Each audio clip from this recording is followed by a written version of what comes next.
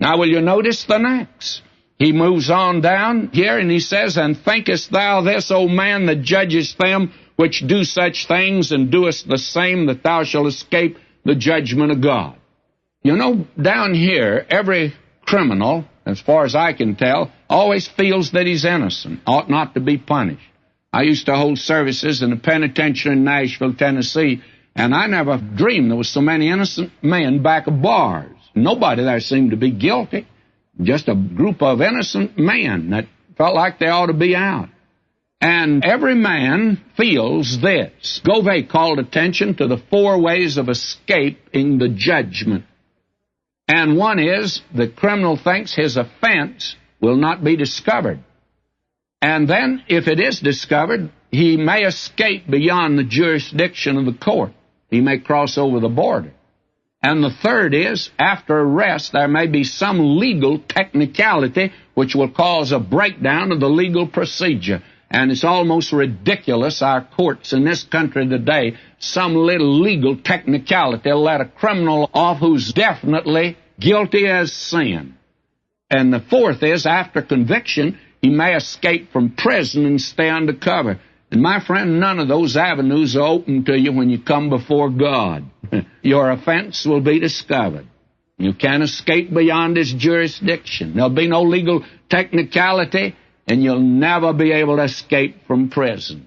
How shall we escape if we neglect so great a salvation? Then he says, Or despisest thou the riches of the goodness and forbearance and long-suffering, not knowing that the goodness of God leadeth thee to repentance? You know, we ought to recognize today that the goodness of God is something that ought to bring us to our knees before Him.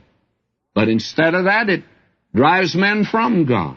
David was disturbed by the way that the wicked could prosper. God didn't seem to do anything. In Psalm 73, David says, I was envious of the foolish when I saw the prosperity of the wicked. For there are no bands in their death, but their strength is firm. They're not in trouble as other men, neither are they plagued like other men. They set their mouth against the heavens, and their tongue walketh through the earth. Until I went into the sanctuary of God, then I understood their end. They're going to be judged, my friend. And by the way, if you're a lost man, don't think I'm a preacher that's going to take anything away from you. Somebody said to me, says, well, I guess you would like to take liquor out of this country. Well, I think it'd be good if we could take it out, but I'm not in that business. Because I want to say to the lost man, if you haven't trusted Christ and your only hope's in this life, brother, you better suck this earth like it's an orange and get all of it out of you can, drink all you can, sin all you can, because I want to tell you one thing, you won't have anything over there. You better get it while you're here, if that's the way you want to live. Eat, drink, and be merry, or you die.